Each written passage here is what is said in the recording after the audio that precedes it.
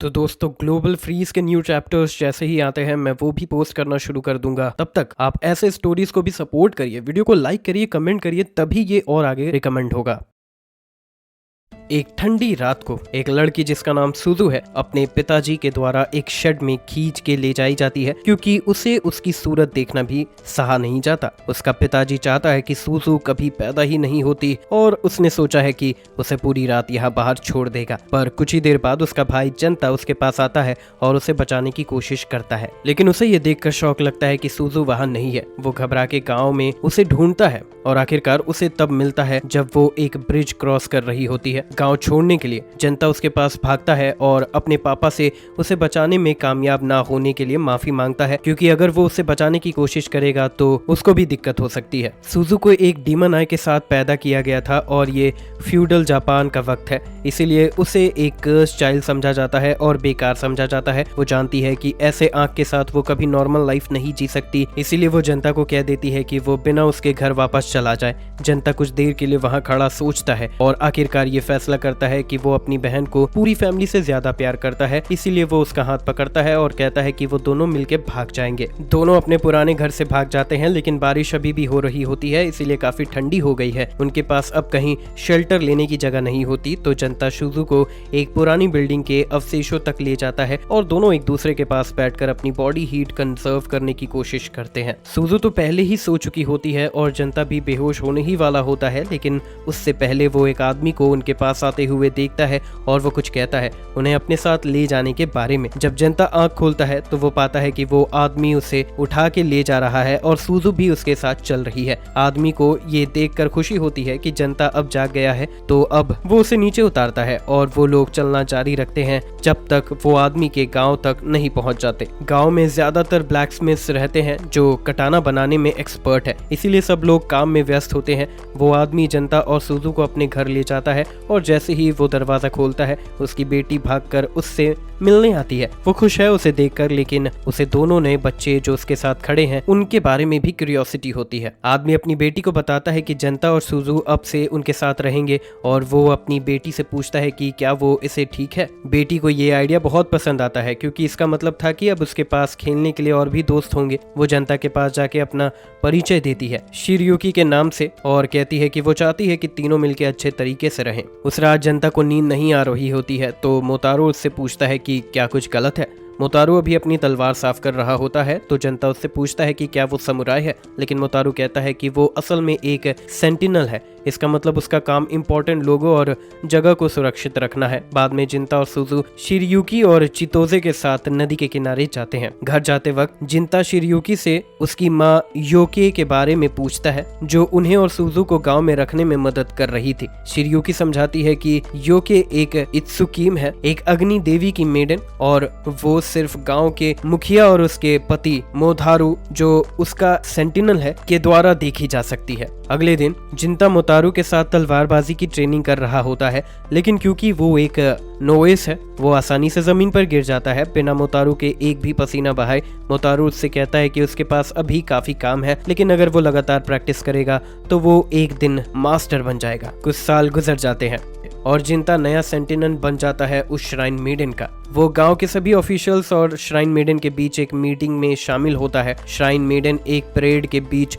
छुपी होती है ताकि कोई भी उसे सीधा ना देख सके। जब मीटिंग शुरू होती है तो वो जिंता की डीमन स्लेइंग की खूब तारीफ करती है। जिंता कहता है कि वो बस अपना काम कर रहा है, गांव को सुरक्षित रखना, और जो आखिरी डीमन उसने देखा था वो ह्यूमन फॉर्म में आकर गांव में घुसने की कोशिश कर रहा था। जब जिंता ये कहता है तो एक ऑफिशियल थोड़ा घबरा जाता है और दूसरे पूछते हैं कि क्या उसके पास कोई आइडिया है कि डीमन गांव में घुसने की कोशिश क्यों करेगा। एक ऑफिशियल कहता है कि हो सकता है कि डीमन श्राइन मेडन के पीछे हो, क्योंकि कहानियों में कहा जाता है कि अगर कोई डीमन श्राइन मेडन का जिगर खा ले तो वो अमर हो जाता है। लेकिन हो सकता है कि वो उस पवित्र तलवार के पीछे हो जो श्राइन मेडन्स के द्वारा पीढ़ियों से गुजरकर दीवारसी के रूप से रखाई गई है और वो काफी जरूरी है, तो डीमंस उसे चाहेंगे। एक ऑफिशियल ये भी कहता है कि उरे तलवार दुनिया के सबसे अच्छे ब्लैकस्मिथ में से एक के द्वारा बनाई गई थी और कहा जाता है कि उसमें कुछ मिस्टिकल ताकत है। अगर डीमन सच में उरे तलवार के पीछे हैं तो पूरे गांव के लिए ये बड़ा खतरा हो सकता है। तो गांव के मुखिया सबको कहता है कि वो सब अलर्ट रहे,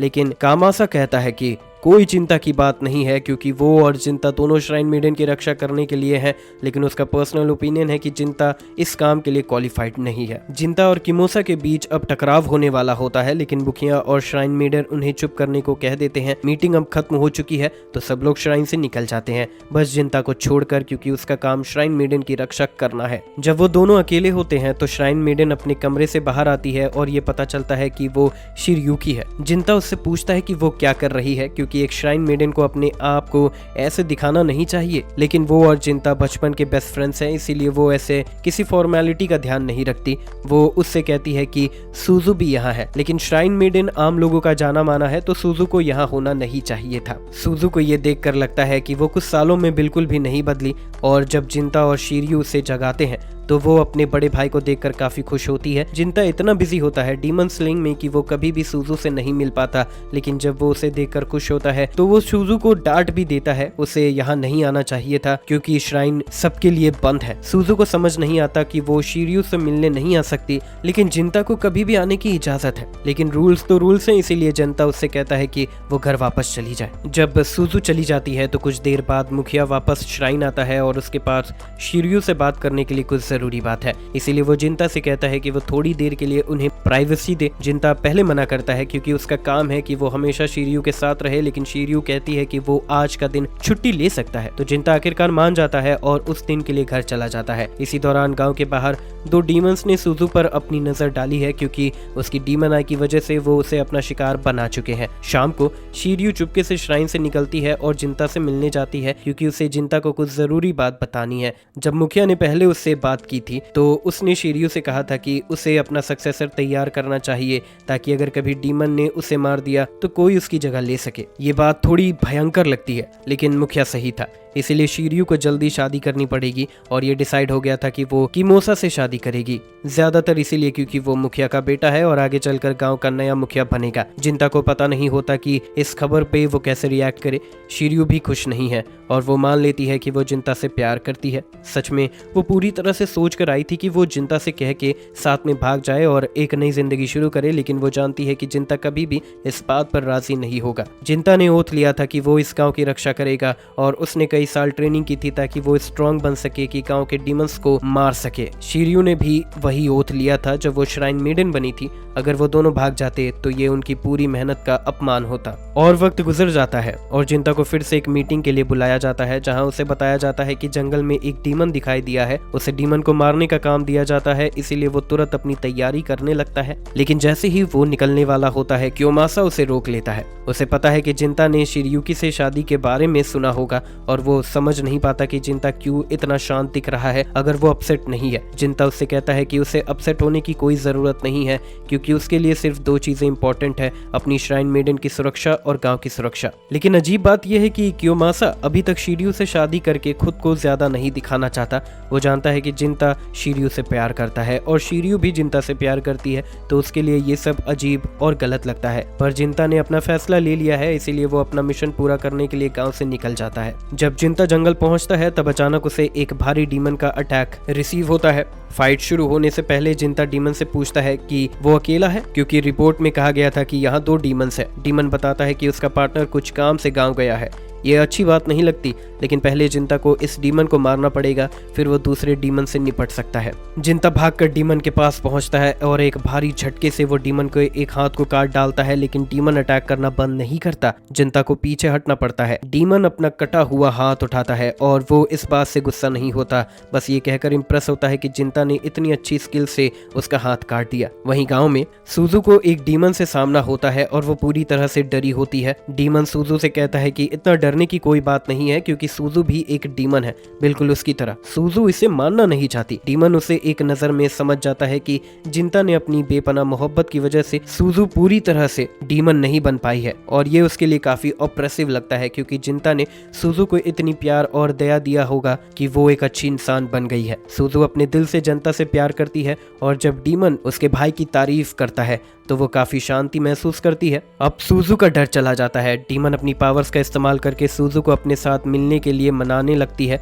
वो ये भी वादा करती है कि वो सूजू को कोई नुकसान नहीं पहुंचाएगी और सबको पता है कि डीमंस कभी झूठ नहीं बोलते, इसीलिए वो कहती है कि सूजू उस पर भरोसा कर सकती है। लेकिन सूजू उसका ऑफर ठुकरा देती है क्योंकि उसे लगता है कि अगर डीमंस ने जिंता को नुकसान पहुंचाया तो वो अपने फैसले पर कभी शांति नहीं पाएगी। डीमन लड़की एक और तरीका अपनाती है और सूजू को एक विजन दिखाती है जिसमें शिरियू अपना कपड़ा उतार रही होती है और श्राइन में अपने आप को तैयार कर रही होती है ताकि वो बैक शॉट्स ले सके। ये देखकर सूजू को काफी गर्मी महसूस होती है, लेकिन वो इसीलिए नहीं बल्कि इसीलिए क्योंकि ये जिंता नहीं था जो उसे ये सब दे रहा था। सूजू डीमन से पूछती है कि जो उसने देखा क्या वो सच था। डीमन बताती है कि उसकी एबिलिटी उसे फ्यूचर देखने की सहूलियत देती है और वो दूसरों को भी फ्यूचर की विजन्स दिखा सकती है जो सूजू ने अभी देखी थी। अगर सूजू को अभी यकीन नहीं हो रहा तो वो उसे श्राइन ले जा सकती है जहां वो अपनी आंखों से सब देख सकती है। इसी दौरान जिंता अभी भी बल्कि डीमन से लड़ रहा होता है, लेकिन फाइट को आगे बढ़ाने से पहले वो ये जानना चाहता है कि डीमन इंसानों पर अटैक क्यों करते हैं।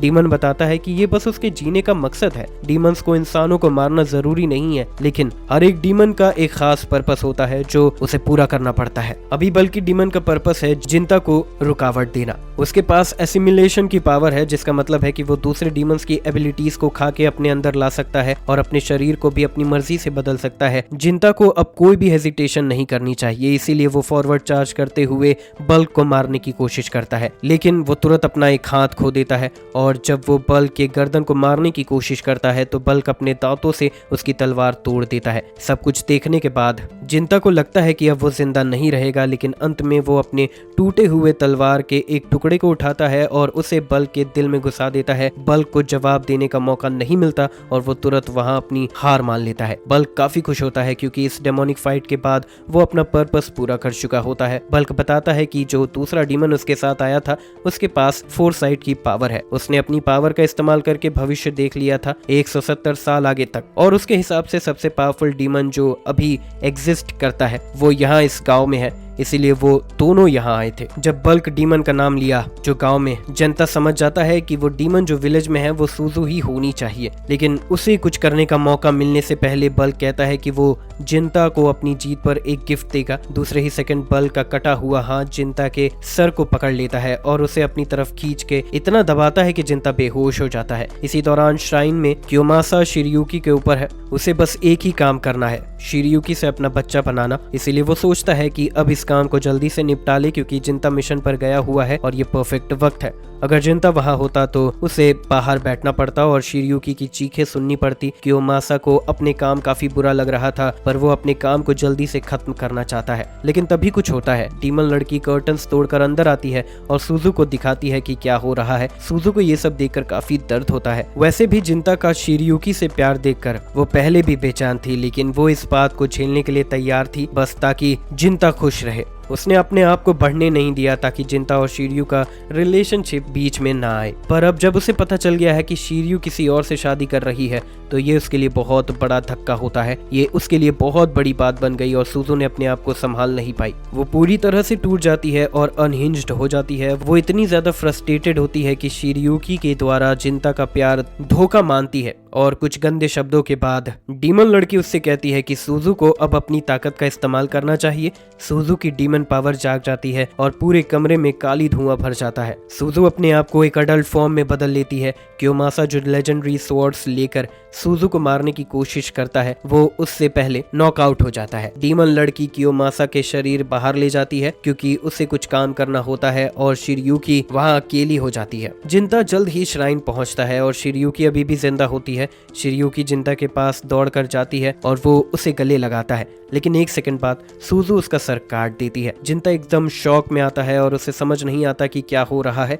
एक पल बाद सूजू जिंता के सामने आती है। शिरियुकी का सर उसके हाथ में होता है। जिंता पूछता है, सूजू तुमने ये क्या किया? सूजू उसे अपना गुस्सा बताने लगती है और शिरियुकी के शादी करने के बारे में सब कुछ समझाती है, लेकिन जिंता को ये सब पहले से पता था और चाहे वो नहीं जाना होता, लेकिन इस बात से सूजू को ये हक नहीं मिलता कि वो शिरियुकी को मार दे। जिंता को समझ आता है कि वो सूजू जिसे वो कभी इतना केयर करता था अब बिल्कुल अलग हो चुकी है। वो शिर्यूकी की मौत के बाद उसके पास कुछ भी नहीं बचा, सिर्फ नफरत। डीमन के हाथ उसके शरीर से मिलने लगता है और जिंता अपने आप को बदलता हुआ महसूस करता है। अब वो सुजू को पूरे नफरत के साथ देखता है। सुजू को समझ नहीं आता कि जिंता क्यों उससे इतनी नफरत कर रहा है, जबकि वो बस चाहती थी कि जिंता खुश रहे। उसे लगता है कि अब जिंता भी उसे छोड़ देगा, बिल्कुल वैसे जैसे सबने किया। तो सुजू डिसाइड करती है कि वो जिंता को मार डालेगी। लेकिन जब सुजू जिंता के पेट में चाकू घोंपती है तो वो देखकर हैरान होती है कि इससे उसे कुछ फर्क नहीं पड़ता, कोई नुकसान नहीं होता। जिंता अपना एंगर कंट्रोल नहीं कर पाता और वो सुजू के शरीर में एक बड़ी होल कर देता है। सुजू जिंदा रहती है लेकिन जिंता फिर भी उसे मारने के लिए तैयार होता है। लेकिन लास्ट सेकंड में डीमन लड़की आती है और अपनी जान देकर सुजू को बचाने की कोशिश करती है। वो सुजू से कहती है, जब तक तुम्हारे पास चांस हो भाग जाओ। सुजू चलना शुरू कर देती है, लेकिन जाने से पहले वो जिंता से कहती है, मुझे अब इस दुनिया में कुछ भी नहीं बचाना, चाहे जितने भी साल लग जाए मैं सब कुछ बर्बाद करके रहूंगी। और उस दिन जब सब कुछ खत्म हो जाएगा मैं वापस आकर तुम्हें मार डालूंगी, क्योंकि तुमने मुझे धोखा दिया।